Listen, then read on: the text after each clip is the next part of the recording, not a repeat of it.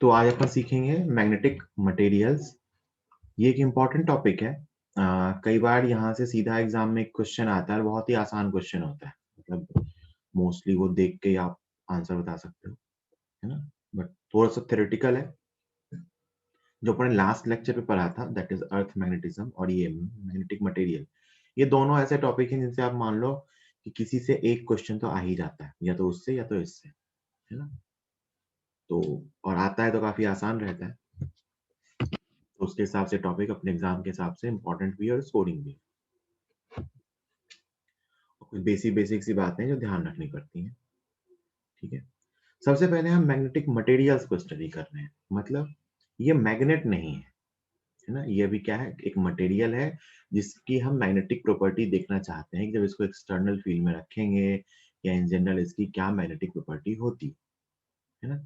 सो हम magnetic material study की कर रहे हैं। मतलब ये भी मैग्नेट नहीं है। हो सकता है हम इससे मैग्नेट बनाए, और ये अभी मैग्नेट नहीं, ठीक है। चलो, तो टॉपिक को सीखने से पहले आपने कुछ बेसिक डेफिनेशंस पता होनी चाहिए। ये आपके मॉड्यूल की स्क्रीनशॉट है, तो ऐसा आपको लिखने की बहुत ज्यादा नीड नहीं है। बेसिक बेसिक फॉर्मूले बस आप लिख सकते हो जो मैं बोलता चलूंगा, है ना। कुछ इंपॉर्टेंट टर्म्स हैं। जैसे सबसे पहली टर्म है मैग्नेटाइजिंग इंटेंसिटी या मैग्नेटिक इंटेंसिटी, है ना। इसको एच वेक्टर से लिखते हैं। किससे लिखते हैं? एच वेक्टर से। मैग्नेटाइजिंग इंटेंसिटी या सॉरी मैग्नेटाइजिंग फील्ड या मैग्नेटिक इंटेंसिटी। ये ऐसा मान लो, ये वो एक्सटर्नल इंटेंसिटी है जो हम अप्लाई करते हैं। मतलब अगर एच इंटेंसिटी हमने अप्लाई की है, तो उसकी वजह से कितनी फील्ड आएगी। अगर मैं वैक्यूम की बात करूं कि वैक्यूम में एच इंटेंसिटी की वजह से कितनी फील्ड आएगी, तो मैं लिख सकता हूं कि B naught is equal to mu naught into H, है ना। B naught is the magnetic field in vacuum, है ना, जो इसकी वजह से आई। और ये म्यू नॉट हमने वैक्यूम का लिया है, तो एच इंटेंसिटी की जगह से वैक्यूम में जो फील्ड आई उसको लिखते हैं म्यू नॉट इंटू एच। ऐसे ही अगर मैं म्यू नॉट की जगह मीडियम का म्यू ले लूंगा, है ना, तो उससे जो फील्ड मिलेगी वो मीडियम के अंदर फील्ड मिलेगी। मतलब अगर म्यू नॉट से, अगर म्यू से एच को मल्टीप्लाई करते हैं, तो हमें क्या मिलता है कि उस इंटेंसिटी के कारण कितनी फील्ड मिल रही है। अगर म्यू नॉट से मल्टीप्लाई किया है मतलब वैक्यूम वाले से, तो वैक्यूम में कितनी फील्ड मिलेगी। अगर म्यू से मल्टीप्लाई किया है मतलब मीडियम से, तो मीडियम में कितनी फील्ड मिलेगी, है ना। So it is a field in which a material is placed for magnetization. So B naught is equal to mu naught into H. एक तो आप ये फॉर्मूला लिख सकते हो कॉपी में। मतलब आप हेडिंग लगा सकते हो मैग्नेटाइजिंग इंटेंसिटी या मैग्नेटिक इंटेंसिटी, और उससे पहले लिख सकते हो कि B naught is equal to mu naught into H होता है। इसकी यूनिट होती है एम्पियर अपॉन मीटर। क्या होती है? Ampere upon metre. कई बार ना क्वेश्चन में, इस चैप्टर में तो नहीं होता है, कहीं कहीं और पूछ लेते हैं कि आपसे पूछेंगे कि फाइंड मैग्नेटाइजिंग फील्ड। मान लो आपने कहीं पे बी निकाल लिया, अपन ने बी निकालने के बहुत सारे मेथड सीखे, है ना? आपने कहीं बी निकाल दिया, B is the magnetic field, और कहीं आपसे पूछा होगा कि फाइंड मैग्नेटाइजिंग फील्ड, तो मैग्नेटाइजिंग फील्ड याद रखना वो एच होता है। मतलब आपने जो बी निकाला है उसको आपको म्यू नॉट से डिवाइड करना होगा। जैसे अपन सोलेनॉइड के अंदर की बात करें, सोलेनॉइड के अंदर की फील्ड होती है म्यू नॉट एन आई। क्या होती है? Mu naught n I. मैं पूछूं सोलेनॉइड के अंदर मैग्नेटाइजिंग फील्ड कितनी, तो mu naught n I upon mu naught, that is n I. क्या है? N I. ऐसे करके कई बार अपने को पूछा जाता है, तो यूनिट का ध्यान रखेंगे, है ना। ये क्या है? इंटेंसिटी। दूसरी टर्म है इंटेंसिटी ऑफ मैग्नेटाइजेशन, जिसको आई वेक्टर से लिखा है। ये क्या है कि आपने एक्सटर्नल मैग्नेटिक फील्ड के अंदर जिस मटेरियल को रखा, उस मटेरियल में जो फील्ड इंड्यूस हुई पर यूनिट वॉल्यूम, या उसमें जो मैग्नेटिक मोमेंट इंड्यूस हुआ पर unit volume, that is known as intensity of magnetisation. या आप क्या करना चाहते हो कि आपने कोई, आपके पास मेटल का पीस था, आपने उसे एक्सटर्नल इंटेंसिटी में रख दिया, तो उसके कारण क्या होगा, इसके अंदर अपना कुछ मैग्नेटाइजेशन इंड्यूस होगा। मैग्नेटाइजेशन इंड्यूस होने का मतलब कुछ मैग्नेटिक मोमेंट आएगा, तो उसी को कहते हैं when a magnetic material is placed in magnetising field, then induced dipole moment, मतलब magnetic dipole moment per unit volume is known as intensity of magnetization. मतलब पर यूनिट वॉल्यूम कितना अच्छा मैग्नेट ये बना है। मतलब सेम वॉल्यूम में अगर ज्यादा एम आएगा तो ज्यादा इंटेंसिटी आएगी, कम एम आएगा तो कम इंटेंसिटी। इसकी यूनिट आप सोच के देखो, देखो ये भी इंटेंसिटी है, तो एम, एम होता है एम्पियर इंटू मीटर स्क्वायर, ये होता है मीटर क्यूब, तो ये आ गया ampere into metre square upon metre cube, मतलब इसकी भी यूनिट क्या आ गई, एम्पियर अपॉन मीटर, और इसकी भी क्या होती है, एम्पियर अपॉन मीटर। दोनों इंटेंसिटीज हैं, दोनों की यूनिट सेम होती है।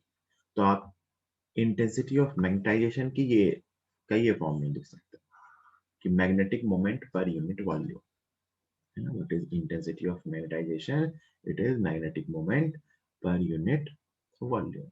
ये दो बेसिक डेफिनेशंस है। Third is magnetic susceptibility. अब ध्यान से सुनना इस बात। मैग्नेटिक ससेप्टिबिलिटी क्या होती है, ये एक तरीके से दिखाता है कि कोई चीज को कितनी आसानी से मैग्नेट बनाया जा सकता है। What is magnetic susceptibility?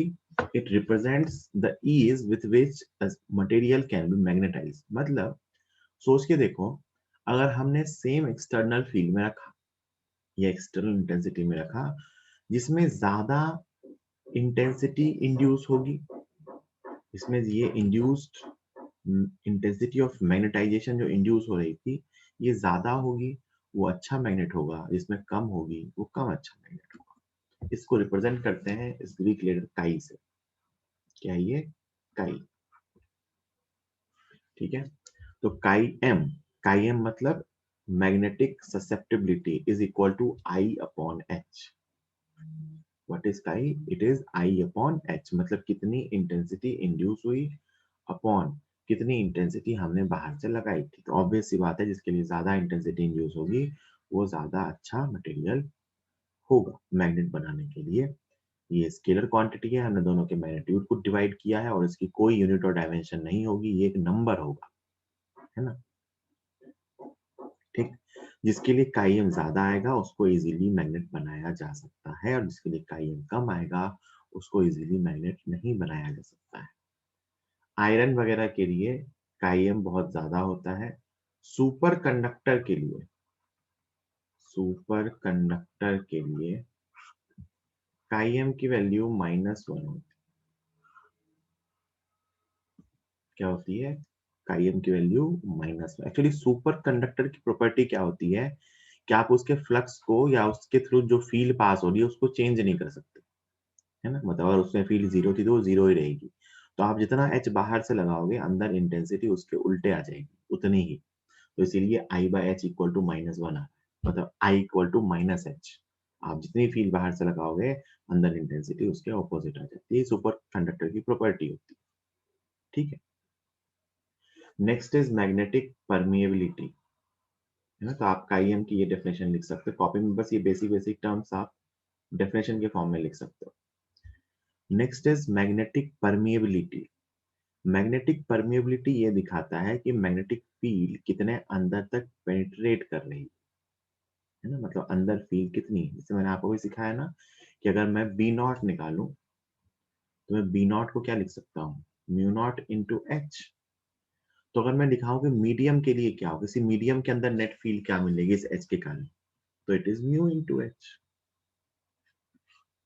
मतलब म्यू क्या दिखा रहा है तरीके से कि एच कितना पेनिट्रेट करके अंदर कितनी फील्ड लेके आ रहा है। तो मैंने म्यू नॉट लिया था तो वैक्यूम की फील्ड थी, मैंने एम लिया है मतलब मीडियम का म्यू लिया है तो मुझे मीडियम के अंदर फील्ड। तो जैसे आपने वहां पे डिफाइन किया था H equal to B naught upon mu, ऐसे ही यहाँ से भी लिख सकते हैं, ठीक है। मतलब किसी मीडियम के अंदर जो फील्ड है, अगर मैंने एच इंटेंसिटी बाहर से लगाई है तो मीडियम के अंदर जो नेट फील्ड मिलेगी इसको मैं म्यू एच लिख सकता हूँ, where mu is the permeability of the medium, है ना, और इसकी यूनिट होती है हेनरी अपॉन मीटर। क्या होती है, हेनरी अपॉन मीटर, ठीक। This is the unit of mu. Next is relative permeability of a medium. किसी मीडियम की रिलेटिव परमिएबिलिटी, तो रिलेटिव परमिएबिलिटी का मतलब होता है permeability with respect to vacuum. मतलब ये अपन बहुत दिनों से सॉल्व करते आ रहे हैं कि म्यू को अपन mu naught into mu r लिख देते हैं।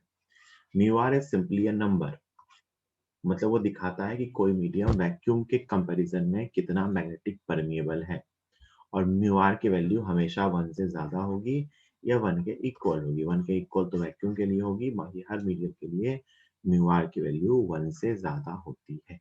This is magnetic permeability, that is mu upon mu R. ये बेसिक बेसिक डेफिनेशन थी। इसके हिसाब से एक ये सिंपल सा डेरिवेशन है जो अपने को देखना है। कहते हैं कि हमने मान लो एक मटेरियल को रखा और हमने बाहर से H इंटेंसिटी लगाई थी। सुनना मेरी बात बहुत ध्यान से। मैंने क्या कहा कि मैंने बाहर से H इंटेंसिटी लगाई थी। तो अंदर जो मुझे नेट फील्ड मिलेगी, नेट फील्ड मटेरियल के अंदर, उसको मैं क्या लिख सकता हूँ?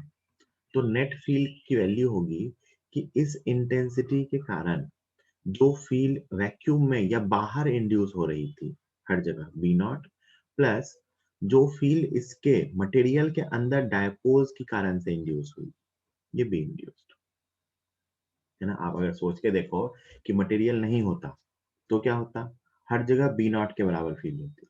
अब मटेरियल है तो फील्ड की वैल्यू चेंज हो रही है। क्यों चेंज हो रही है? क्योंकि मटेरियल के जो डायपोल्स थे वो भी अरेंज हुए होंगे और वो भी अपनी कुछ फील्ड लेके आएंगे। ये वाली चीज इंटेंसिटी ऑफ मैग्नेटाइजेशन, उसका अपना भी कुछ मोमेंट आएगा। तो जो नेट फील्ड आएगी वो दोनों का रिजल्टेंट होगी। वही मैं लिख रहा हूँ, B naught is equal to B net equal to B naught plus B N, मतलब जो फील्ड हमने बाहर से दी एक तरह से और जो अंदर इंड्यूस हुई। बी नेट को आपने लिखना सीखा बेटा, म्यू इंटू एच लिखते हैं। क्या लिखते हैं? Mu into H.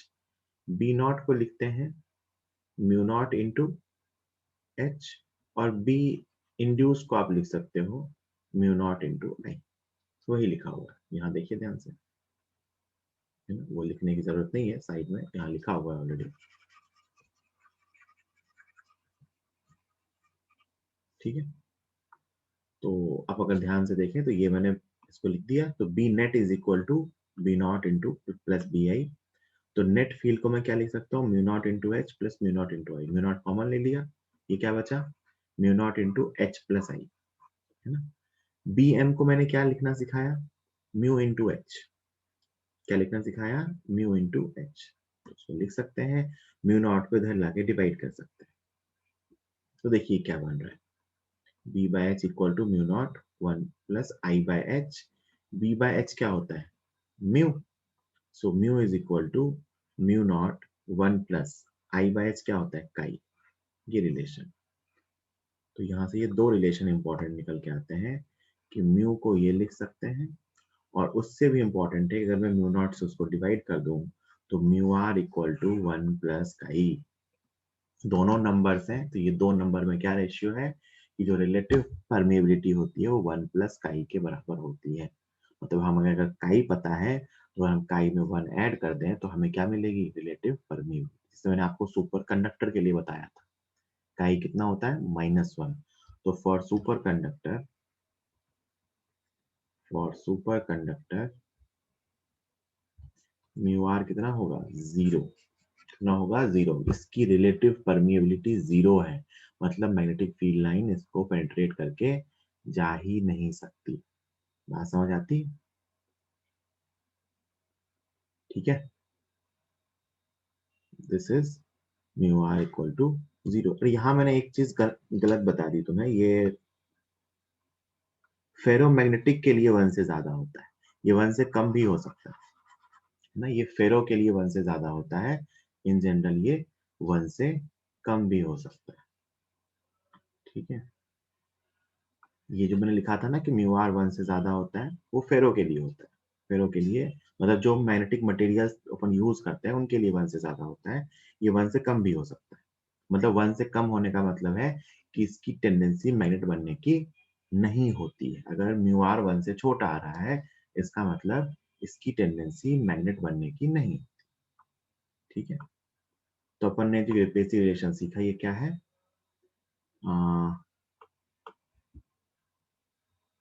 Mu R is equal to 1 plus chi M. तो काई एम की वैल्यूज अपने को अगर पता होगी तो वहां से अपन म्यू आर निकाल सकते हैं। म्यू आर पता होगा तो अपन काई एम बता सकते हैं। है ना? जो भी अच्छे मैग्नेटिक मटेरियल होंगे, मतलब जिसमें मैग्नेटिक प्रॉपर्टी अच्छी होगी, मतलब वो मैग्नेट बनना चाहेगा, उसके लिए म्यू आर की वैल्यू 1 से ज़्यादा आनी चाहिए। और अगर कोई मैग्नेट नहीं बनना चाहेगा, तो उसके लिए म्यू आर की वैल्यू 1 से छोटी होगी। है ना? अभी अपन इस चीज़ को और डिटेल में लेंगे। ठीक है यहाँ तक? यहाँ तक कोई डाउट किसी को? ये बेसिक डेफिनेशंस ध्यान रखनी है। यहाँ तक कोई डाउट किसी को?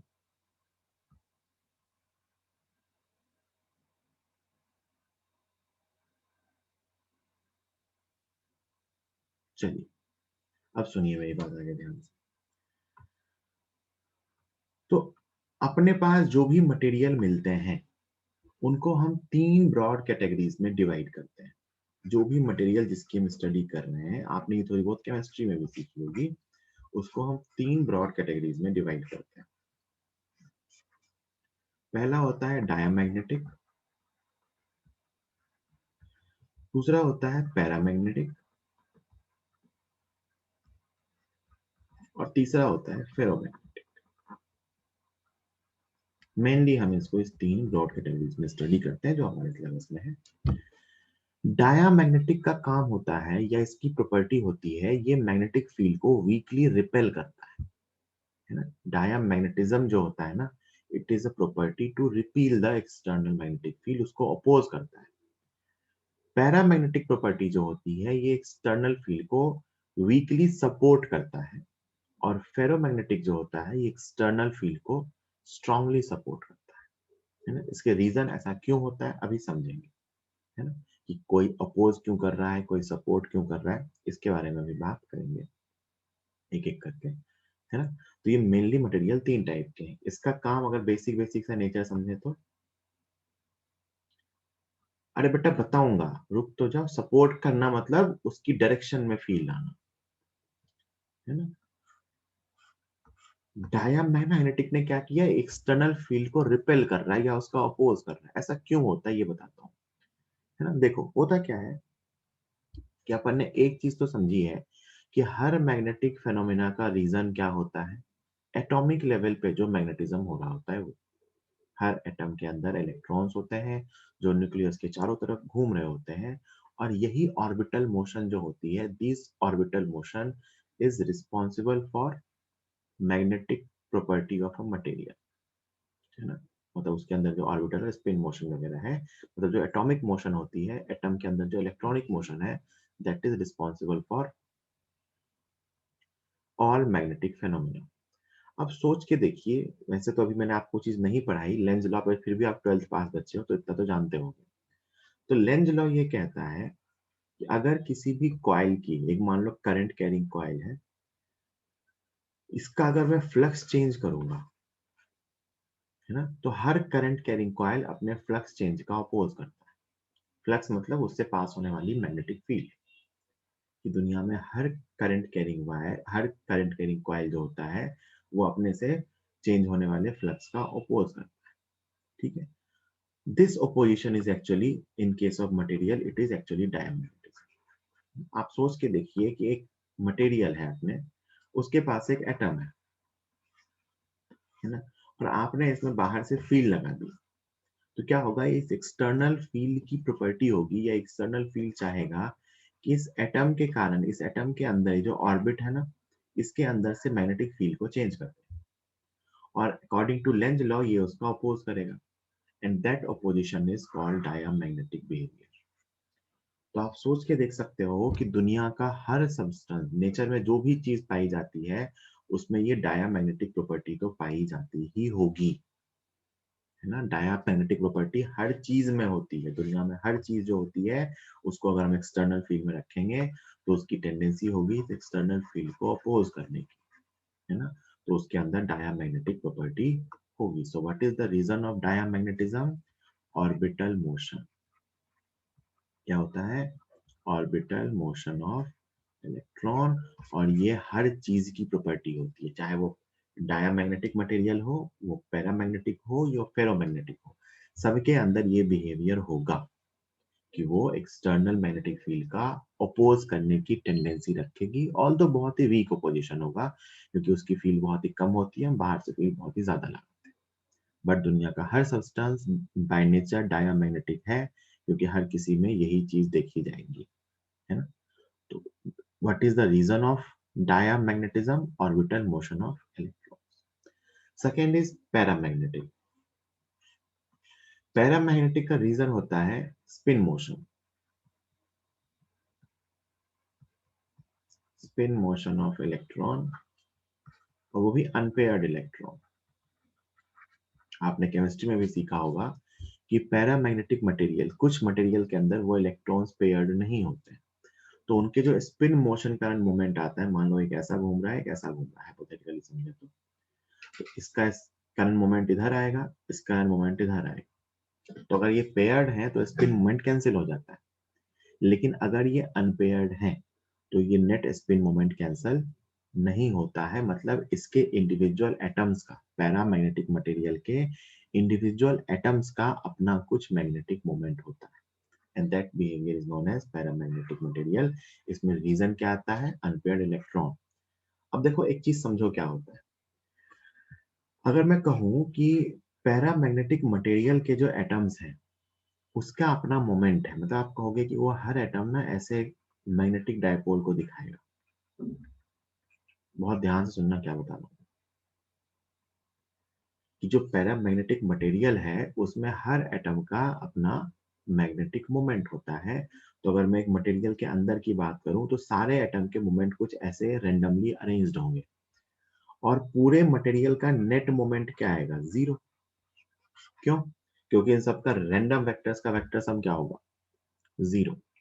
तो पैरामैग्नेटिक मटेरियल के अंदर अगर मैं कहूं तो इंडिविजुअल एटम का, सुनना ध्यान से, पैरामैग्नेटिक के अंदर इंडिविजुअल एटम का मैग्नेटिक मोमेंट होता है, बट एज अ मटेरियल कोई मोमेंट नहीं होता है। क्यों? क्योंकि वो रैंडम वेक्टर्स हैं, उनका सम जीरो होता है। डायमैग्नेटिक के अंदर इंडिविजुअल एटम का भी कोई मोमेंट नहीं होता है और मटेरियल का भी नहीं होता है। क्यों? क्योंकि डायमैग्नेटिक में अनपेयर्ड इलेक्ट्रॉन नहीं। जब मैं इस पैरामैग्नेटिक, और फेरो में भी यही होता है, फेरो में भी मान लो फेरो के पास भी अनपेयर्ड इलेक्ट्रॉन होते हैं, बट उसमें कुछ और भी चीज आती है जिसकी बात अपन अभी आगे करेंगे। अब मान लो ये कोई पैरामैग्नेटिक मटेरियल है, मैंने इसको एक्सटर्नल फील्ड में रख दिया, तो क्या होगा? ये जो डायपोल्स है ना, इनकी टेंडेंसी होगी मैग्नेटिक फील्ड के पैरेलल अरेंज हो जाने की। इनकी टेंडेंसी क्या होगी? मैग्नेटिक फील्ड के पैरेलल अरेंज हो जाने की, जिस वजह से इसमें एक नेट मैग्नेटिक बिहेवियर आ जाएगा, है ना।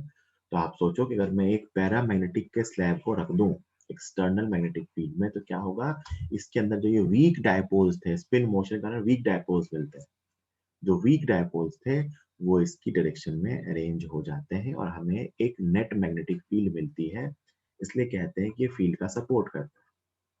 जो इंड्यूस्ड फील्ड आती है वो एक्सटर्नल की डायरेक्शन में आती है। यही मैंने अगर डायामैग्नेटिक में लगाया होता, कहाँ लगाया होता?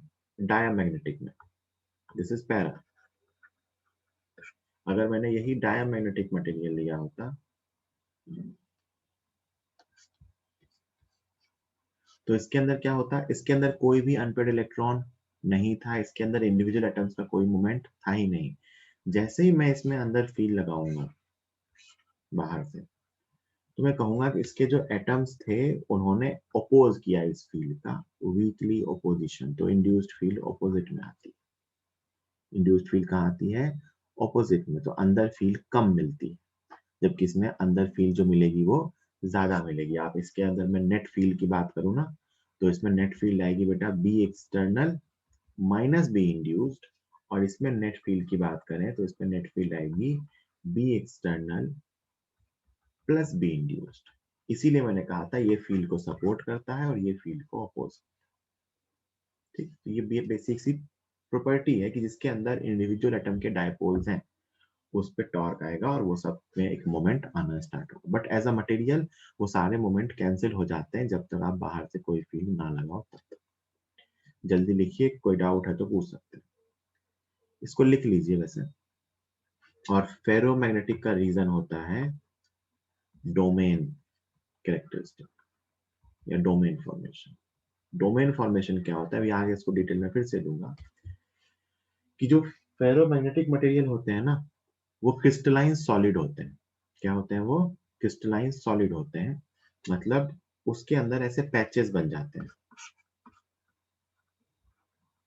तो जब ये क्रिस्टल फॉर्मेशन हो रहा होता है ना, तो इसके अंदर खूब सारे जो मैग्नेटिक मोमेंट थे वो अपने आप ऑलरेडी अलाइन होके फिक्स हो जाते हैं। डोमेन का मतलब होता है कि जब ये क्रिस्टलाइज हो रहा होता है तो इसके अंदर ऐसे छोटे छोटे से रीजन्स बन जाते हैं जिनका अपना मैग्नेटिक मोमेंट होता है ना।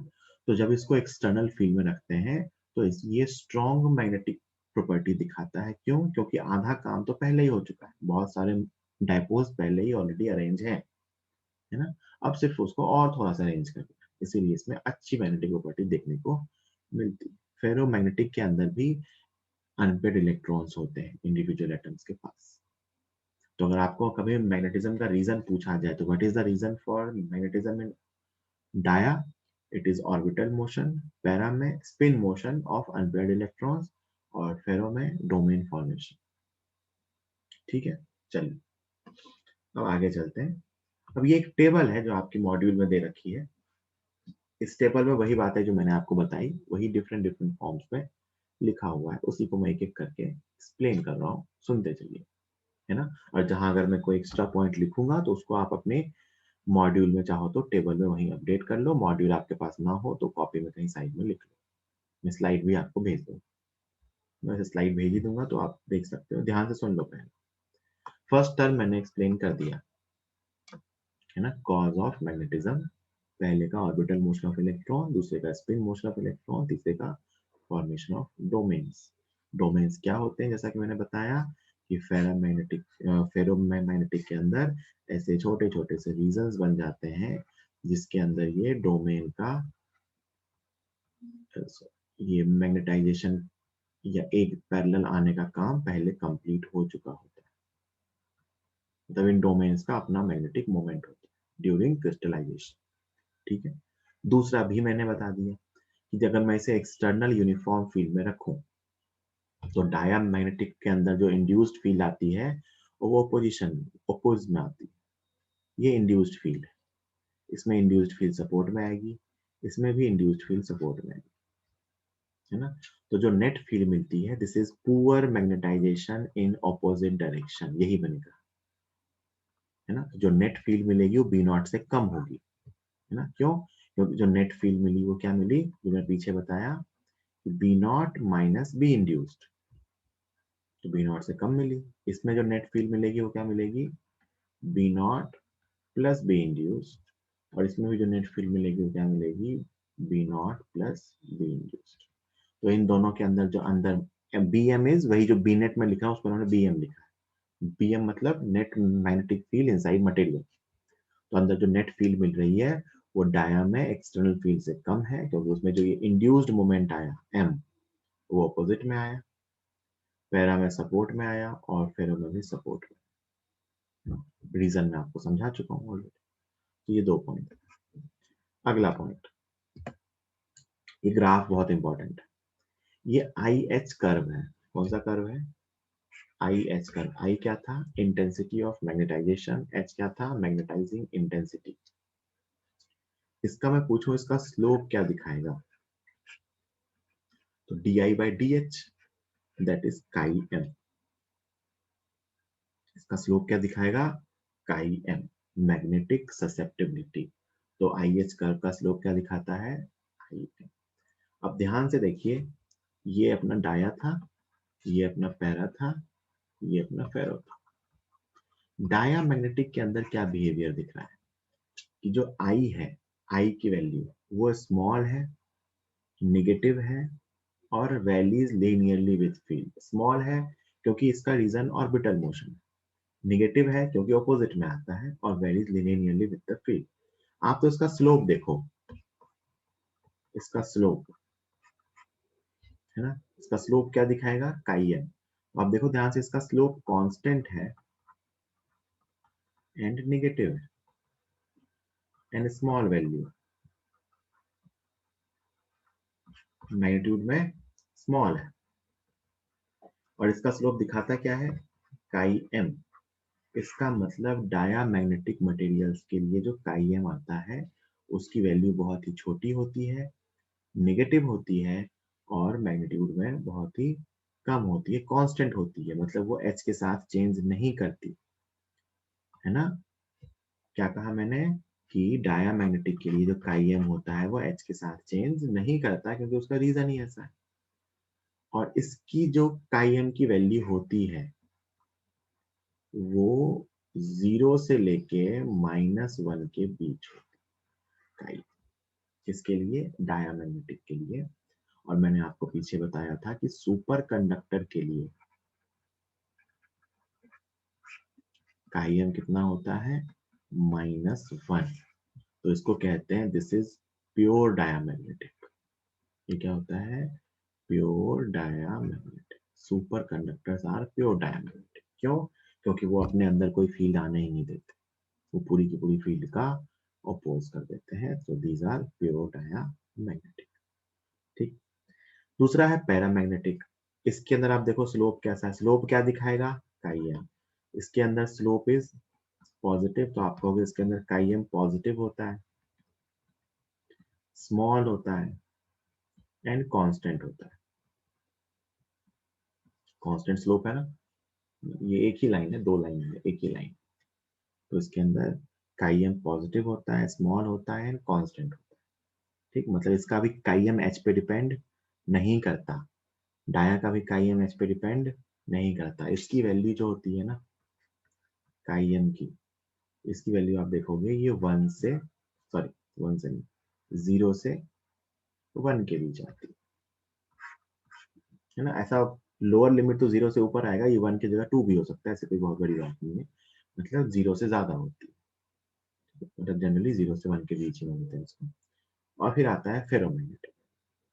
फेरोमैग्नेटिक के अंदर क्या होता है, इसके लिए आई काफी लार्ज होता है, पॉजिटिव और वेरीज नॉन लीनियरली, तो इसमें भी काईएम वेरिएबल होता है। इसमें काईएम कैसा होता है, वेरिएबल होता है, लेकिन पॉजिटिव तो होता ही है। तो इसके अंदर जो काईएम की वैल्यू आती है वो 1 से बहुत ही ज्यादा होती है। आगे ये बात टेबल में लिखी हुई है वैसे। इसमें एक चीज देखेंगे ध्यान से, तो इसमें जो एच बढ़ाया, एच मतलब एक्सटर्नल इंटेंसिटी, तो हमने एच बढ़ाया तो पहले तो इंड्यूस्ड इंटेंसिटी बढ़ी और बाद में कांस्टेंट हो गई, मतलब अब और नहीं बढ़ रही। इंड्यूस्ड इंटेंसिटी क्या है कि इसमें कितना मैग्नेटाइजेशन आ रहा है, तो हमने जैसे ही एच बढ़ाया तो इंड्यूस्ड इंटेंसिटी बढ़ी, लेकिन कुछ टाइम के बाद वो कांस्टेंट हो गई। क्यों कांस्टेंट हो गई, तो कहते हैं यहाँ सैचुरेशन आ गया। क्या आ गया, सैचुरेशन। सैचुरेशन आने का मतलब है कि जितने डायपोल अरेंज होने थे हो गए।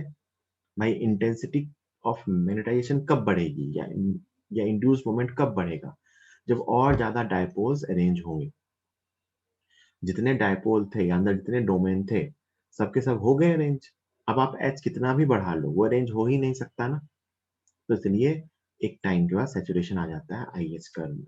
क्यों आ जाता है, क्योंकि सारे डायपोल थे जो वो अरेंज हो चुके हैं, अब और कोई डायपोल अरेंज होना बाकी नहीं। आई एच कर्व का स्लोप काईएम होता है। काईएम डाया के लिए कैसा आया, स्मॉल, नेगेटिव और कांस्टेंट। पैरा के लिए स्मॉल, पॉजिटिव, कांस्टेंट। फेरो के लिए वेरिएबल होता है। नेक्स्ट, ये ग्राफ सबसे इंपॉर्टेंट है जिसके कई बार क्वेश्चन आते हैं एग्जाम में। काईएम का टेम्परेचर के साथ वेरिएशन। किसके साथ वेरिएशन, टेम्परेचर के साथ वेरिएशन। जनरली ये कहते हैं कि जिनके पास भी मैग्नेटिक प्रॉपर्टी होती है, टेम्परेचर बढ़ने पे मैग्नेटिक प्रॉपर्टी कम होती है ना। क्यों, क्योंकि मैग्नेटिक प्रॉपर्टी होती है ना वो मैग्नेटिक डायपोल्स के अरेंज होने से।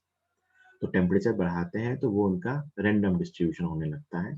तो as we increase the temperature the magnetic property decreases, है ना।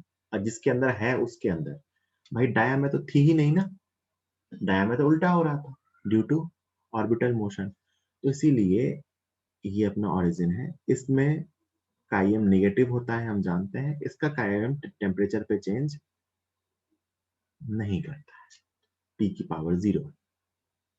इसका काईएम टेम्परेचर पे चेंज नहीं करता है, कांस्टेंट रहता है। क्यों कांस्टेंट रहता है, क्यों टेम्परेचर पर डिपेंड नहीं करता? क्योंकि इसके मैग्नेटिज्म का रीजन जो उल्टा वाला आता है that is the orbital motion, है ना? और उसका रीजन ही कुछ और है, वो लेंज लॉ से हो रहा है। तो ये टेम्परेचर पर डिपेंड नहीं करता, मतलब डायामैग्नेटिक का काई एम टेम्परेचर पे भी डिपेंड नहीं करता और एच पे भी डिपेंड नहीं करता। बाहर जो फील्ड लगाते हैं ये है important. This is paramagnetic. Curies law है, याद रखना। पैरामैग्नेटिक कहता है कि क्यूरी लॉ के अकॉर्डिंग जो पैरामैग्नेटिक के लिए जो काईएम आता है वो टेम्परेचर के इनवर्सली प्रोपोर्शनल होता है, और याद रखना है कि ये केल्विन स्केल में है। Chi m is inversely proportional to temperature. Reason वही है कि आप जैसे जैसे टेम्परेचर बढ़ाते हो तो वो जो मोमेंट्स अरेंज हुए थे वो डिस्टर्ब होने लगते हैं, तो इसकी मैग्नेटिक प्रॉपर्टी कम होती जाती है ना। इसमें काईएम स्मॉल होता है, पॉजिटिव होता है, और टेम्परेचर के साथ इनवर्सली कम होता है, कांस्टेंट नहीं होता है। कौन सा लॉ है ये? Curies law. क्वेश्चन आ जाता है इस पे कि एक मैग्नेटिक मटेरियल है जिसके लिए काईएम इस टेम्परेचर पे दिया हुआ है, तो बताओ इस टेम्परेचर पे क्या होगा? तो सिंपल क्या यूज करेंगे? काईएम इंटू टी इज कांस्टेंट। बस याद क्या रखना है कि टी को केल्विन में लेना। और नेक्स्ट है फेरोमैग्नेटिक मटेरियल। फेरोमैग्नेटिक मटेरियल का भी काई वेरिएबल होता है, लेकिन इसमें एक टेम्परेचर होता है जिसको बोलते हैं क्यूरी टेम्परेचर, टीसी। कहते हैं कि क्यूरी टेम्परेचर के बाद फेरोमैग्नेटिक का बिहेवियर जो होता है वो पैरामैग्नेटिक के जैसा ही होता है ना। फेरो यहाँ के बाद इसकी स्टडी इंपॉर्टेंट है। कहते हैं कि at T greater than T C, अगर टेम्परेचर क्यूरी टेम्परेचर से ज्यादा हो तो फेरो बिहेव्स एज पैरा।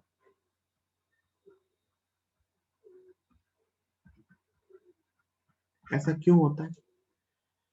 क्योंकि बेटा ये इतना हाई टेम्परेचर है। देखो एग्जांपल दिया है आयरन के लिए 770 डिग्री सेल्सियस। ये इतना हाई टेम्परेचर होता है कि इस टेम्परेचर पे फेरोमैग्नेटिक के जो डोमेन्स होते हैं वो डिसइंटीग्रेट होने लगते हैं, मतलब एक तरह से वो मेल्ट होने लग गया। Ferromagnetic materials are crystalline solid.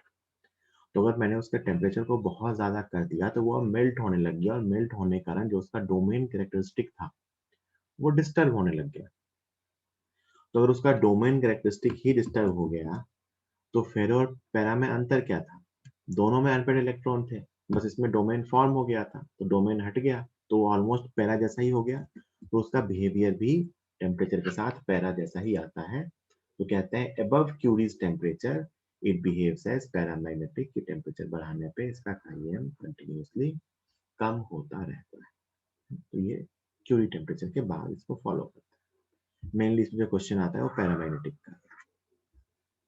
ठीक है, फिर आगे की कहानी में आपको थोड़ी बहुत सुना चुका हूँ। म्यू आर की वैल्यूज, है ना। म्यू आर क्या होता है? 1 + काई। मैंने आपको क्या बताया? डाया के लिए काई कहाँ से कहाँ होता है? अगर मैं काई की बात करूँ तो काई एम डाया के लिए -1 से 1 के बीच। तो म्यू आर कहाँ से कहाँ आएगा? देखो 1 ऐड कर दो 0 से 1 के बीच। इसके लिए काई एम कहाँ से कहाँ बताया था? 0 से 1 के बीच। तो म्यू कहाँ से कहाँ आएगा? 1 से 2 के बीच। इसके लिए काई एम क्या होता है? 1 से ज्यादा, तो म्यू आर भी क्या होगा? 1 से बहुत ज्यादा। और जो अपना सुपर कंडक्टर था उसके लिए काइएन क्या बताया था? -1। तो म्यू आर क्या होगा? 0। रिलेटिव परमिटिविटी, इसलिए कहते हैं ये प्योर डायमैग्नेटिक, है ना। ये बता चुका हूं मैं। Magnetic moment of a single atom, एक एटम का मैग्नेटिक मोमेंट। इसके atoms do not have any permanent magnetic moment, क्योंकि सारे एटम्स पेयर्ड होते हैं। इसमें atoms have permanent magnetic moment. क्यों? क्योंकि अनपेयर्ड इलेक्ट्रॉन होते हैं, लेकिन मटेरियल का 0 होता है क्योंकि सभी के सभी रेंडमली अरेंज्ड हैं, उनका वेक्टर सम 0 होगा। एंड सिमिलरली यहाँ भी atoms have permanent magnetic moment which are organised in domain और सम 0। तो इन दोनों में इंडिविजुअल एटम का तो मोमेंट होता है, बट जब तक आप एक्सटर्नल फील्ड अप्लाई नहीं करोगे इसका कोई अपना मैग्नेटिक बिहेवियर नहीं होता। और इसमें तो इंडिविजुअल एटम का भी कोई मूवमेंट नहीं होता है। उसमें एज ए होल मटेरियल का जीरो क्यों है? क्योंकि सारे रैंडम वेक्टर्स का सम जीरो हो गया। Next, behaviour of substance in non uniform magnetic field.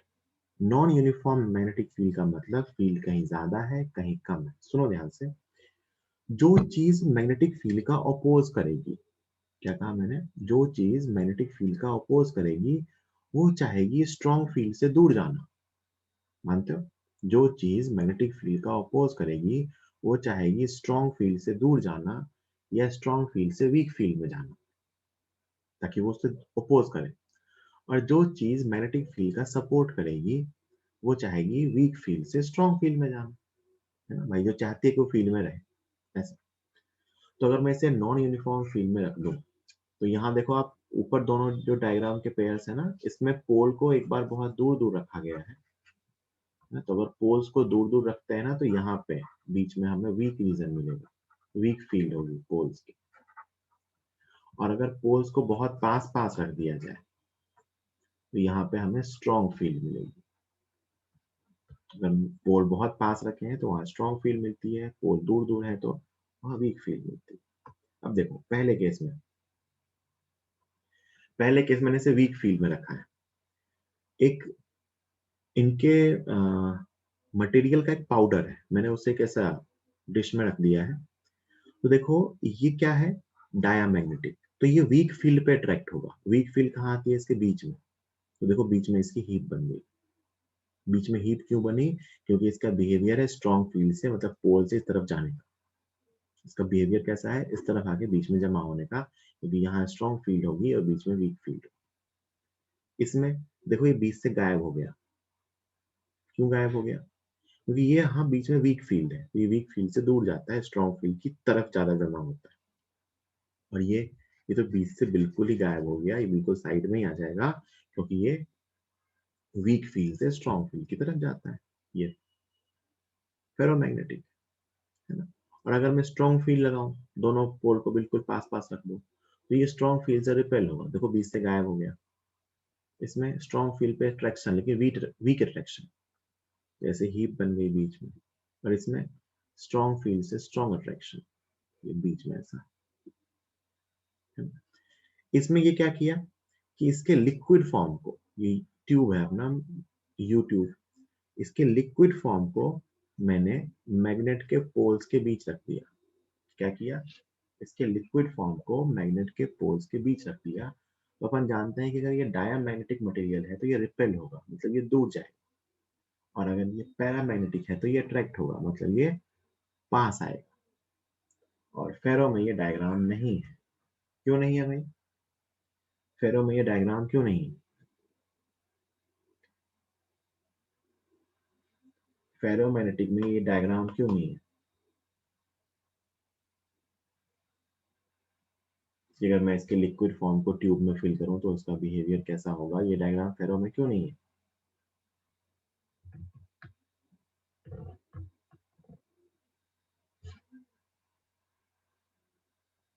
बताओ बताओ।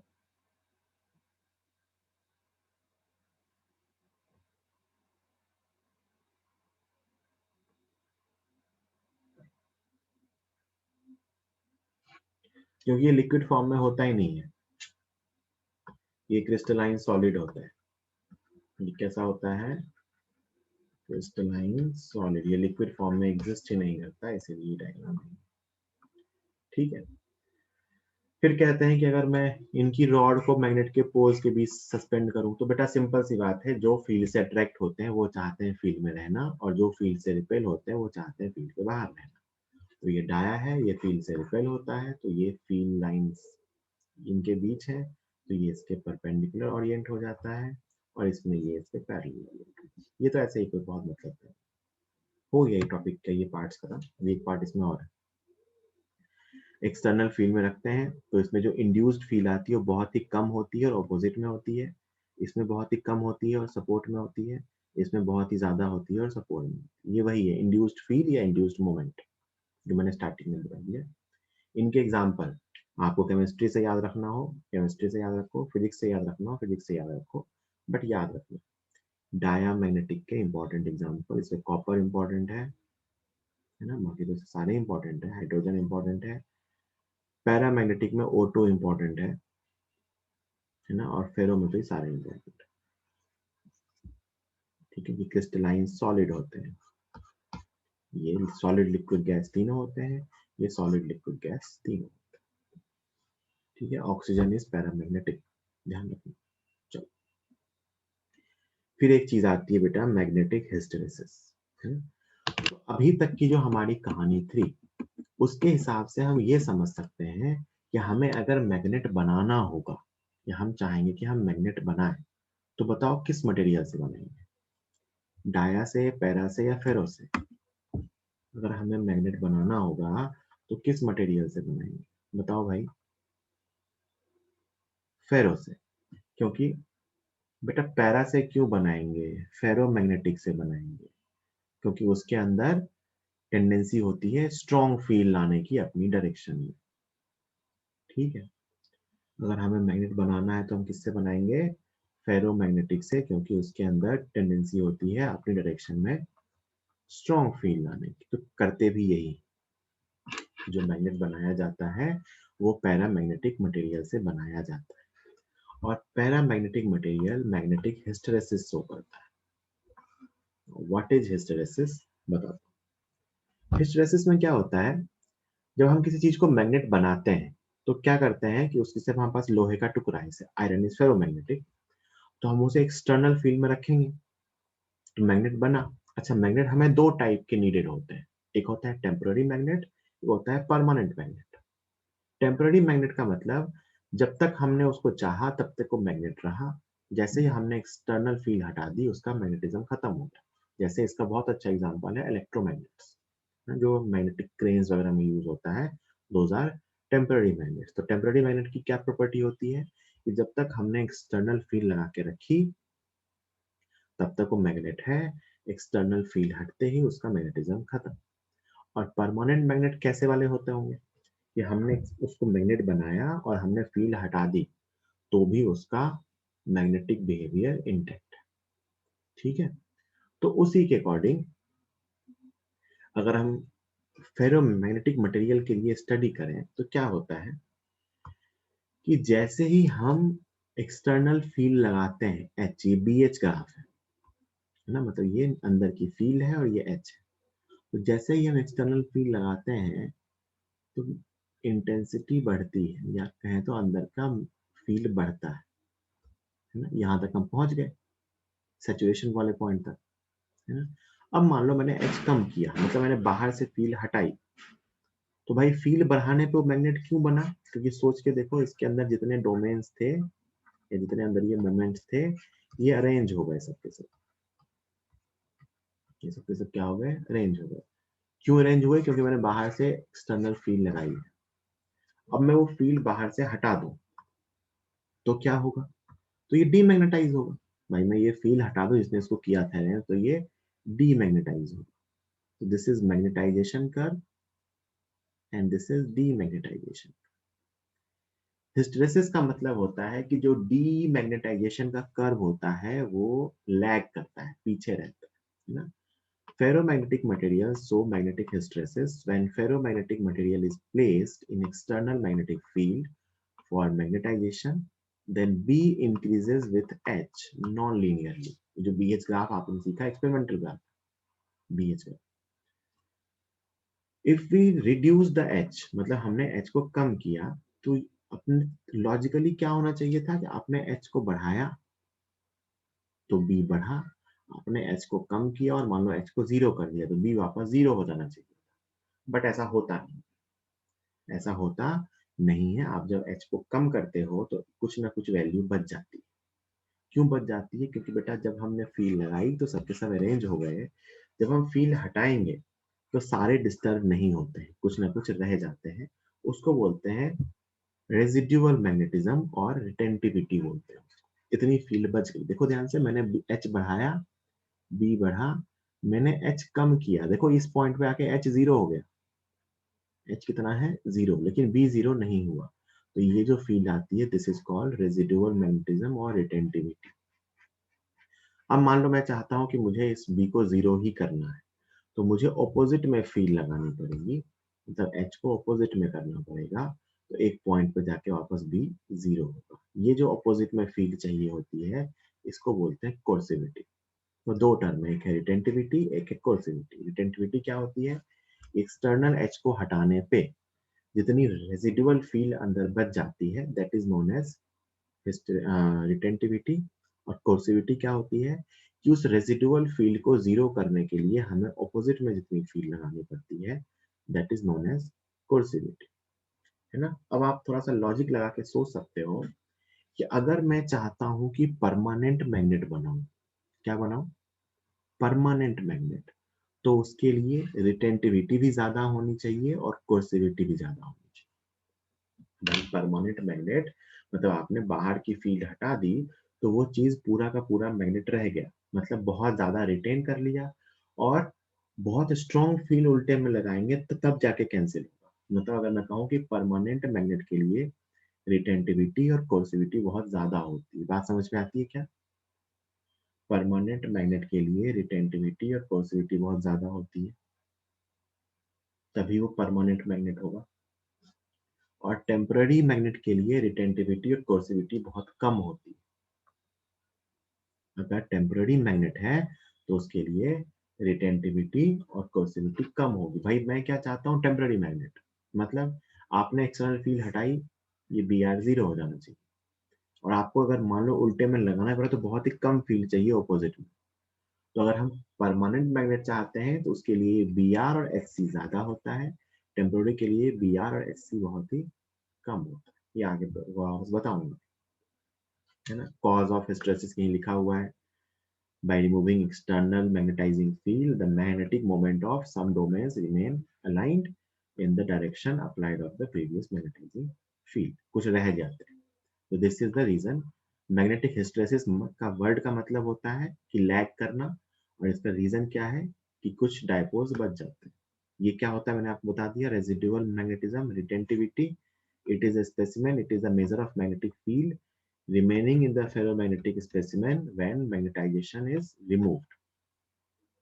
Coercivity क्या है? It is the measure of magnetizing field required to destroy the residual magnetization of the ferromagnetic specimen. और magnetic hysteresis सिर्फ कौन दिखाता है? फेरोमैग्नेटिक, क्योंकि ये ग्राफ फेरोमैग्नेटिक का ही है। ठीक है, ये जो पूरा लूप है ना बेटा, इसको हिस्टेरेसिस लूप बोलते हैं। क्या बोलते हैं? Hysteresis loop. तो ये लूप जितना वाइड होगा, जितना ब्रॉड लूप होगा, जितना ज्यादा एरिया होगा, उससे हम परमानेंट मैग्नेट बनाएंगे, और अगर नैरो लूप है तो उससे हम टेम्पररी। तो यहीं से आता है कि फेरोमैग्नेटिक मटेरियल को दो पार्ट्स में डिवाइड किया जाता है, soft magnetic material and hard magnetic material. Soft magnetic material वो होते हैं जिनकी रिटेंटिविटी और कोर्सिविटी कम होती है और स्मॉलर हिस्टेरेसिस लॉस होता है। और हार्ड मैग्नेटिक मटेरियल वो होते हैं जिसके लिए ये ज्यादा होते हैं और हिस्टेरेसिस लॉस ज्यादा होता है। इसके लिए लूप कैसा होगा? Narrow loop. और इसके लिए लूप कैसा होगा? Wide loop.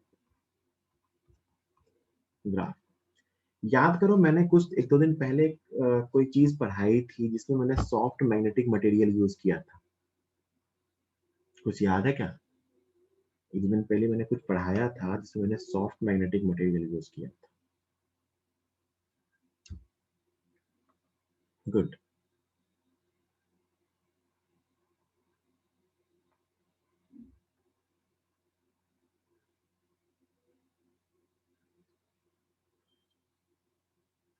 कुछ लोग तो मुझे लगता है ना, मतलब परमानेंटली नींद में रहते हैं क्लास में। मैंने सॉलिनॉइड में सॉफ्ट आयरन कोर की बात नहीं की थी, मूविंग कॉइल में की थी, बिल्कुल मूविंग कॉइल में की थी। किसी को ऐसा याद आ रहा है, विकास कह रहा है कि मैंने साइक्लोट्रॉन में बताया था सॉफ्ट मटेरियल। विकास, मैंने ऐसा नहीं बताया। हम्म? कल को तुम बोलो सर आपने ऑप्टिक्स में बताया था कि सॉफ्ट मटेरियल यूज करते हैं। ऐसा नहीं है बेटा, मैंने नहीं बताया था साइक्लोट्रॉन में कहीं सॉफ्ट मटेरियल। ठीक है, मूविंग कॉइल गैल्वेनोमीटर में बताया था कि जो कोर होता है उसके अंदर सॉफ्ट मैग्नेटिक मटेरियल यूज करते हैं, क्योंकि वहां टेम्पररी मैग्नेट चाहिए होता है। तो सॉफ्ट मैग्नेटिक मटेरियल कहाँ यूज करते हैं? इलेक्ट्रोमैग्नेट्स में, मतलब टेम्पररी मैग्नेट्स में। इसका एग्जांपल, और ट्रांसफार्मर के कोर में। ट्रांसफार्मर का कोर भी जो होता है वो टेम्पररी मैग्नेट होता है, उसमें भी सॉफ्ट मैग्नेटिक मटेरियल यूज करते हैं। इसके एग्जांपल सॉफ्ट आयरन, है ना। और हार्ड मैग्नेटिक मटेरियल कहाँ यूज करते हैं? परमानेंट मैग्नेट के लिए। इसका एग्जांपल है स्टील और एल्निको। ठीक है,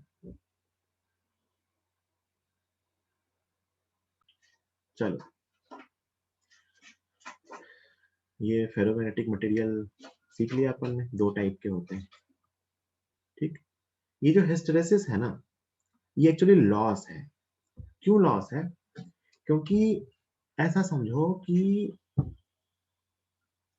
जो रेजिडुअल फील्ड है उसे हटाने के लिए हमें ऑपोजिट में फील्ड लगानी पड़ी। भाई हमने फील्ड कम की, मान लो हम टेम्पररी मैग्नेट बना रहे हैं और हमने उस पर कुछ फील्ड जनरेट करी, और हम अब चाहते हैं कि उसकी फील्ड जीरो हो जाए। तो आपने देखा ना कि उसकी फील्ड जीरो करने के लिए हमें ऑपोजिट में कुछ फील्ड लगानी पड़ती है। और इंडस्ट्रीज में ये फील्ड कैसे लगाते हैं? तो हमारे पास एक्चुअली इलेक्ट्रोमैग्नेट्स होते हैं, इसमें करंट फ्लो कराते हैं। तो हमें ऑपोजिट में करंट फ्लो करानी पड़ती है, और करंट फ्लो कराने के पैसे लगते हैं, क्योंकि मतलब उसका इलेक्ट्रिसिटी बिल आता है। तो इसलिए उसको लॉस के फॉर्म में कंसिडर करते हैं, that is the loss of energy. इस लूप का एरिया हम निकाल नहीं सकते। ये देखो यहाँ लिख भी रखा है कि जो थिन लूप है वो होता है सॉफ्ट मैग्नेटिक मटेरियल के लिए, और जो ब्रॉड लूप है वो है हार्ड मैग्नेटिक मटेरियल, है ना। तो ये जो BH ग्राफ है ना, BH ग्राफ, ये जो हिस्टेरेसिस लूप है, इसका एरिया, इसका एरिया आपको क्वेश्चन में कई बार दिया होगा। इसका एरिया दिखाता है energy loss per unit volume per cycle of magnetisation, है ना।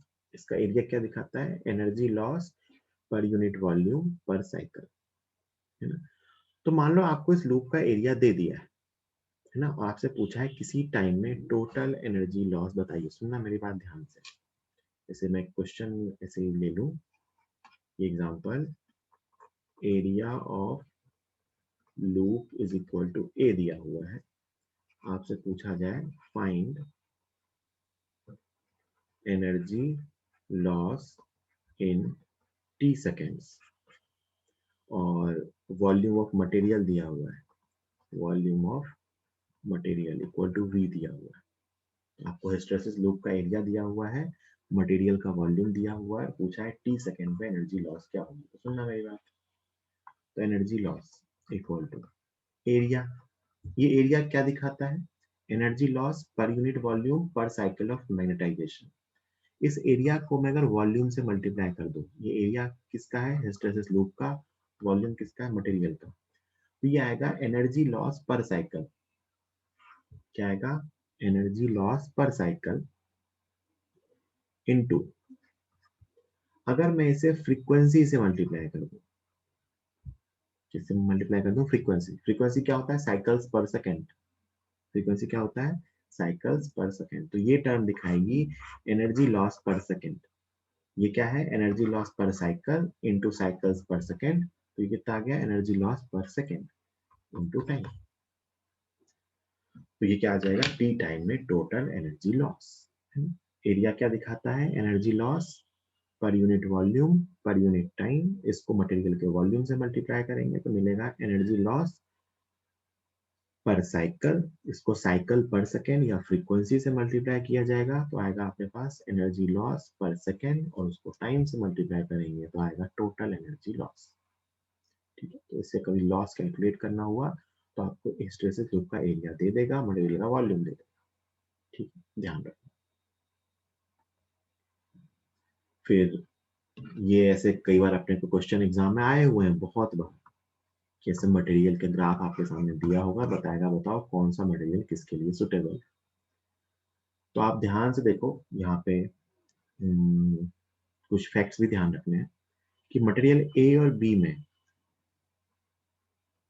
स्ट्रांगली मैग्नेटाइज होता है जब ये 0 होता है। ये आप देखो तो इनके लिए रिटेंटिविटी ज्यादा है और कोर्सिविटी भी ज्यादा है इन दोनों के लिए, और इसके लिए रिटेंटिविटी कोर्सिविटी दोनों कम है। तो इससे तो अपन टेम्पररी मैग्नेट बनाते हैं। इससे क्या बनाते हैं? Temporary magnet like electromagnet. और इससे अपन बनाएंगे, अगर चॉइस दिया जाए तो इससे अपन बनाएंगे परमानेंट मैग्नेट, क्योंकि इसकी रिटेंटिविटी भी ज्यादा है और कोर्सिविटी भी ज्यादा है। ठीक है, इसके लिए बीच वाले के लिए आप देखो रिटेंटिविटी तो ज्यादा है बट कोर्सिविटी कम है ना। याद रखना है कि मैग्नेटाइज तो होता है लेकिन ये डीमैग्नेटाइज इजीली हो जाता है। ये डीमैग्नेटाइज इजीली हो जाता है, इसके लिए रिटेंटिविटी ज्यादा है और कोर्सिविटी कम है। तो ये डीमैग्नेटाइज इजीली होता है। इसको यूज करते हैं कंप्यूटर के मेमोरी मटेरियल बनाने में, क्योंकि हमें वहाँ कई बार उसको डिलीट करना होता है। वो जो पूरी की पूरी हार्ड ड्राइव वगैरह होती है ना, उस पर जो ये मेमोरी स्टोर होता है वो मैग्नेटिक फील्ड के फॉर्म में उस मटेरियल पे, तो हम उसको डिलीट भी करना चाहते हैं इजीली, है ना, और लिखना तो चाहते हैं कि रिटेन रहे। तो इसको यूज करते हैं मेमोरी मटेरियल बनाने। बहुत ही रेयर है कि पूछा जाएगा, मतलब पूछा गया तो ध्यान रखो क्यों करते हैं। क्योंकि इसकी रिटेंटिविटी तो ज्यादा है लेकिन कोर्सिविटी कम है। मतलब इसको इजीली जीरो किया जा सकता है, मतलब इजीली डीमैग्नेटाइज किया जा सकता है, मतलब डिलीट किया जा सकता है, ऐसा समझो। और बाकी लेफ्ट वाले से बनाएंगे परमानेंट मैग्नेट, राइट वाले से बनाएंगे टेम्पररी मैग्नेट। फिर एक छोटी सी टर्म आती है जिसको बोलते हैं मैग्नेटिक शील्डिंग। एक चीज अपन ने पढ़ी थी इलेक्ट्रोस्टैटिक में, दैट वाज इलेक्ट्रोस्टैटिक शील्डिंग, जहां अपन ने एक्सटर्नल फील्ड से, एक्सटर्नल इलेक्ट्रिक फील्ड से कुछ इंपॉर्टेंट सेंसिटिव इंस्ट्रूमेंट्स को बचाया था। वैसे ही यहाँ सीखते हैं मैग्नेटिक शील्डिंग, है ना, कि कुछ सेंसिटिव इंस्ट्रूमेंट को एक्सटर्नल मैग्नेटिक फील्ड से हमें बचाना होता है। दो टाइप से करते हैं। पहला फेरोमैग्नेटिक मटेरियल से, और दूसरा सुपर कंडक्टर। क्यों? क्योंकि फेरोमैग्नेटिक की प्रॉपर्टी होती है स्ट्रांगली अट्रैक्ट करने की फील्ड लाइंस को, और सुपर कंडक्टर की प्रॉपर्टी होती है स्ट्रांगली रिपेल करने की फील्ड लाइंस को, है ना। तो इसको क्या करते हैं कि मान लो आपके पास एक कोई सेंसिटिव इंस्ट्रूमेंट है, ये इंस्ट्रूमेंट है, आपने इसे क्या किया, एक फेरोमैग्नेटिक रिंग के अंदर रख दिया, एक फेरोमैग्नेटिक बॉक्स के अंदर रख दिया। ये एक फेरोमैग्नेटिक बॉक्स है, सॉफ्ट आयरन। तो क्या होगा कि जो भी मैग्नेटिक फील्ड बाहर से होगी, आ रही होगी, उन सबको ये आयरन का कंटेनर एब्जॉर्ब कर लेगा। कोई भी फील्ड अंदर जा ही नहीं पाएगी, सब आयरन के अंदर से पास हो जाएगी,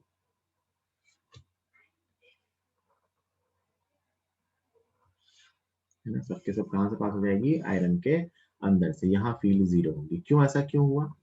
क्योंकि फेरो मैग्नेटिक क्या दिखाता है? Strong attraction. क्या दिखाता है? Strong attraction. किसके लिए? फील्ड के लिए। तो ये सारी फील्ड लाइंस को अपने अंदर खींच लेता है, तो कोई फील्ड उस कैविटी के अंदर नहीं जा पाती। And similarly super conductor, super conductor क्या दिखाता है? Strong repulsion. आपने कोई डिवाइस अंदर रख दिया और ये सुपर कंडक्टर, तो इसको फील्ड में रखते हैं अगर, तो ये स्ट्रॉन्ग रिपल्शन दिखाता है, मतलब कोई फील्ड लाइन जा ही नहीं सकता,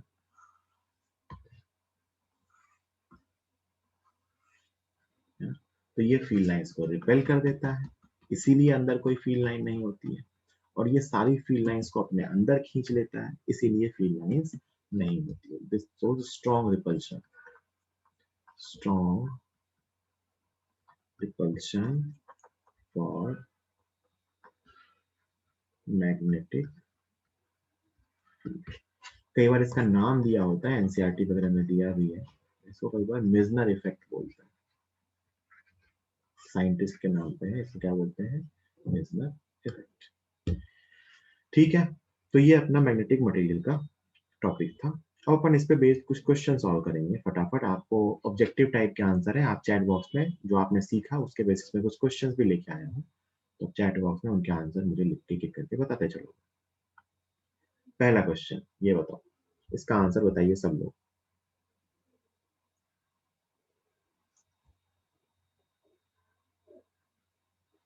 चैट बॉक्स में इसका आंसर आपको बताना है।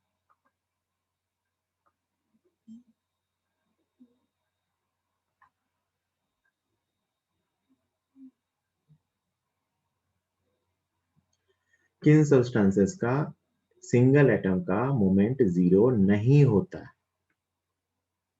किस केस में सिंगल एटम का मोमेंट जीरो नहीं होता है? आंसर है ये फोर्थ, बताया था मैंने, है ना। ज्यादातर लोगों ने सही दिया है, कुछ लोग अपनी दुनिया में ही है, पता नहीं उन्होंने क्या सोच के क्या सुनाई दिया है ना? तो पैरा और फेरो दोनों में जो इंडिविजुअल एटम होते हैं उनका मोमेंट होता है, डाया में नहीं होता है। कुछ लोगों ने आंसर ही डाया दिया है ना? बेटा क्वेश्चन ध्यान से पढ़ो एटलीस्ट। पैरा और फेरो दोनों में अनपेयर्ड इलेक्ट्रॉन होते हैं, तो उनमें इंडिविजुअल एटम का मैग्नेटिक मोमेंट होता है। ठीक है, चलो नेक्स्ट क्वेश्चन, ये मैं भेज दूंगा मैं स्लाइड, चिंता मत करो। आप अभी सॉल्व मत करो, आप बस आंसर बताते चलो। ये बताओ, magnetic susceptibility of a magnetic substance is found to depend on temperature and strength of magnetizing field both। मतलब काई टी पे भी डिपेंड कर रहा है और काई टी पे भी डिपेंड कर रहा है, दोनों पे डिपेंड कर रहा है, तो मटेरियल क्या होगा? काई टेम्परेचर के साथ भी चेंज हो रहा है और काई एच के साथ भी चेंज हो रहा है, दोनों के साथ चेंज हो रहा है, तो मटेरियल क्या होगा? Good, ferromagnetic. क्या होगा? फेरोमैग्नेटिक। पैरा क्यों नहीं होगा? क्योंकि पैरा वाले का टेम्परेचर के साथ तो चेंज होता है लेकिन एच के साथ चेंज नहीं होता। आपको याद हो तो पैरा के लिए आई एच ग्राफ ऐसा आता था, मतलब इसमें काई चेंज नहीं होता है एच के साथ, तो आंसर इज फेरोमैग्नेटिक, दोनों के साथ चेंज होता है। ये बताइए।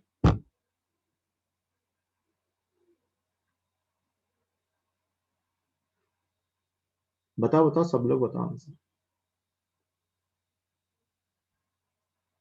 ठीक है, orbital motion of electron, what is the cause of diamagnetism? Orbital motion of electrons. ठीक है, ये बताइए।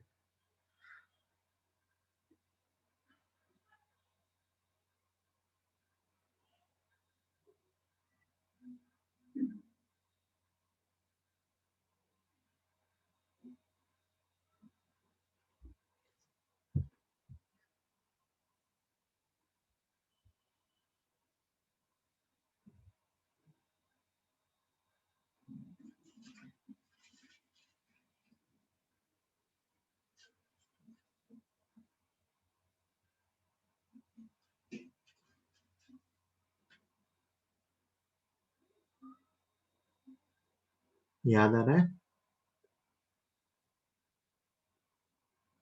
है ना? क्या होगा?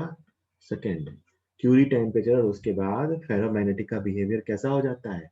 पैरामैग्नेटिक के जैसा। क्यों हो जाता है? क्योंकि डोमेन स्ट्रक्चर डिसइंटीग्रेट हो जाता है। ये बताओ।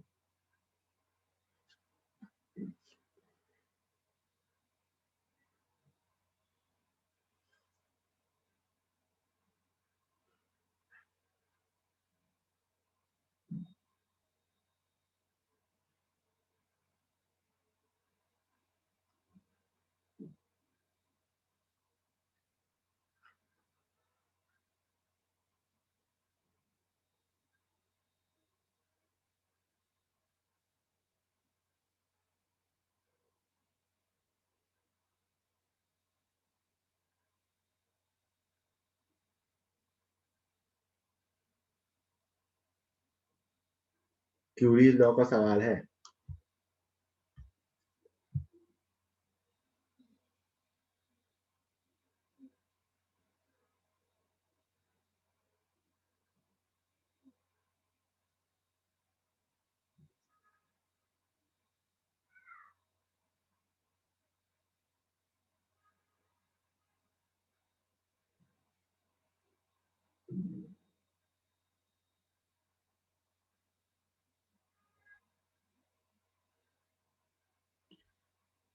सोच के देखो, इतनी बेसिक सी कैलकुलेशन है इसमें, इतनी बेसिक सी कैलकुलेशन है और अभी तक किसी ने भी सही आंसर नहीं दिया।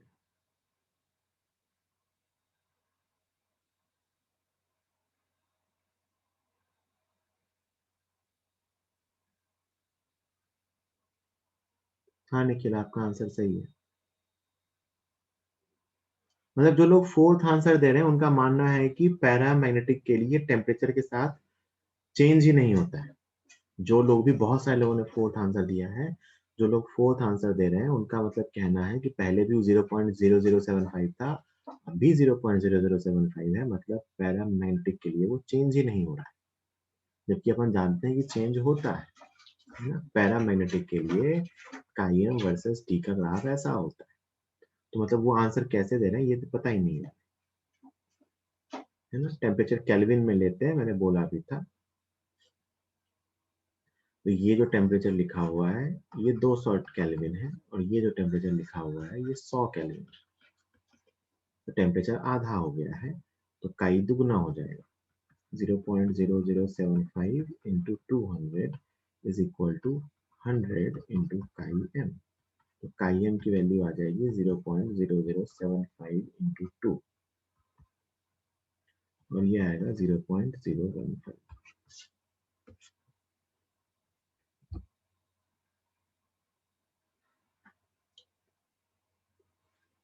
ठीक है, चलो ये बताओ।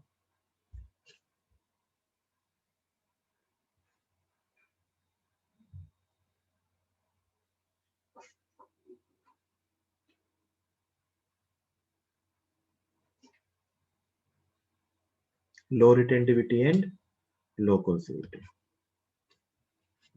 ठीक है, चलो तो इतने ही क्वेश्चंस थे। ऑलमोस्ट एक बार इसको रिवाइज कर लेना, मॉड्यूल में इसके जो क्वेश्चन हो लगा लेना। अब आप इस चैप्टर की पूरी मॉड्यूल लगा सकते हो, है ना, जो जहां हो आप सॉल्व कर लो। ठीक है, तो अपना क्लास यहीं फिनिश कर दो। मैं अभी स्लाइड्स भेज दे रहा हूँ।